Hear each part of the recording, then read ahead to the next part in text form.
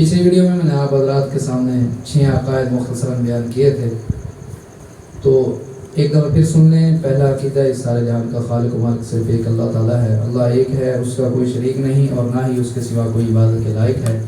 دوسرا عقیدہ اللہ تعالیٰ کے سب نبی اور رسول سچے ہیں، سب سے پہلے نبی حضرت آدم علیہ السلام اور سب سے آخری نبی حضرت محمد صلی اللہ علیہ وسلم ہیں۔ آپ صلی اللہ علیہ وسلم کے بعد کسی کو نبوت نہیں ملے گی۔ تیسرا عقیدہ اللہ تبارک و تعالیٰ کی سب کتابیں سچی ہیں، سب سے آخری کتاب قرآن مجید ہے جو ہمارے نبی حضرت محمد صلی اللہ علیہ وسلم پر نازل ہوئی۔ چوتھا عقیدہ اللہ تعالیٰ کے سب فرشتے برحق ہیں، فرشتے نور سے پیدا ہوئے اور معصوم ہیں، یعنی گناہوں سے پاک ہیں۔ پانچواں عقیدہ قیامت برحق ہے، جب قیامت آئے گی اللہ تعالیٰ کے سوا ہر چیز فنا ہو جائے گی۔ چھٹا عقیدہ اللہ تعالیٰ کی تقدیر برحق ہے۔ تقدیر کا مطلب ہے علم اور اندازہ۔ اس میں نے آپ حضرات کو بتایا تھا کہ ہمارا علم بھی غلط ہو سکتا ہے، ہمارا اندازہ بھی غلط ہو سکتا ہے۔ اللہ تعالیٰ کا نہ علم غلط ہو سکتا ہے اور نہ ہی اللہ تعالیٰ کا اندازہ غلط ہو سکتا ہے۔ اللہ کے علم میں جو بات ہے وہ بھی 100% صحیح ہے اور اللہ کے اندازے میں جو بات ہے وہ بھی 100% صحیح ہے۔ اب آخری عقیدہ، ساتواں عقیدہ، مرنے کے بعد قبروں سے اٹھنا برحق ہے۔ مرنے کے بعد قبروں سے اٹھنا برحق ہے، ہمارا عقیدہ ہے، ہمارا ایمان ہے۔ قیامت آئے گی، سب چیزیں سوائے اللہ تعالیٰ کے فنا ہو جائیں گی، پھر اس کے بعد اللہ تبارک و تعالیٰ اپنے حکم سے اس ساری چیزوں کو زندہ فرمائیں گے۔ اللہ تبارک و تعالیٰ انسانوں کو زندہ فرمائیں گے اور اسی طرح جانوروں کو زندہ کیا جائے گا اور اسی طرح جنات کو زندہ کیا جائے گا۔ میدان محشر کی طرف جائیں گے تو ہمارا عقیدہ ہے، ہمارا ایمان ہے کہ مرنے کے بعد قبروں سے اٹھنا برحق ہے۔ اسی طرح کچھ غیر مسلم ایسے بھی ہیں جو اس عقیدے پر ایمان نہیں رکھتے۔ وہ کیا کرتے ہیں، بعض تو ایسے ہی ہے جیسے ہندو ہو گئے، وہ اپنے مرنے والے کو، اپنی میت کو جو ہے جلا ڈالتے ہیں اور ان کا عقیدہ کیا ہے کہ یہ جو ہے بالکل ختم ہو گیا۔ لیکن ہمارا عقیدہ، ہمارا ایمان یہی ہے کہ مرنے کے بعد ہم نے اٹھنا ہے، بھلے ہماری ایک ہڈی بھی نہ رہے۔ بلکہ روایات میں آتا ہے کہ جب انسان مر جاتا ہے تو اس کا سارے کا سارا جسم جو ہے وہ گل سڑ جاتا ہے سوائے ریڑھ کی ہڈی کے۔ اسی ریڑھ کی ہڈی سے اللہ تبارک و تعالیٰ اس کو جو ہے دوبارہ پیدا فرمائیں گے۔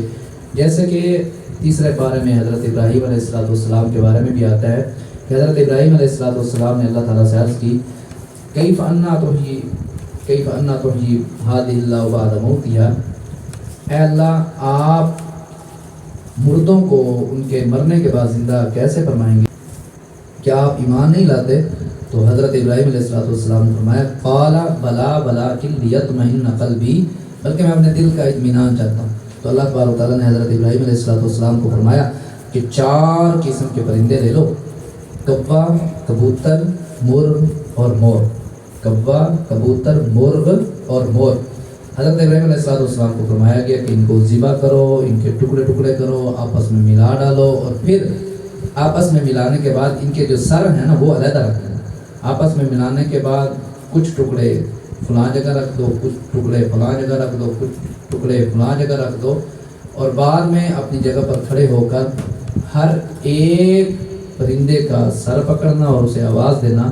تو حضرت ابراہیم علیہ السلام نے ایسے ہی کیا، پہلے کوے کا یا مرغ کا یا مور کا سر پکڑا انہوں نے اور اسے آواز دی، تو اس کے ٹکڑے جہاں کہیں پڑے تھے وہ وہیں سے اڑتے ہوئے آئے اور اس سر کے نیچے جمع ہونا شروع ہو گئے اور تھوڑی دیر بعد وہ پرندہ جو ہے وہ زندہ ہو گیا۔ تو ہمارا عقیدہ ہے، ہمارا ایمان ہے کہ ہم اگرچہ گل سڑ جائیں، ختم ہو جائیں۔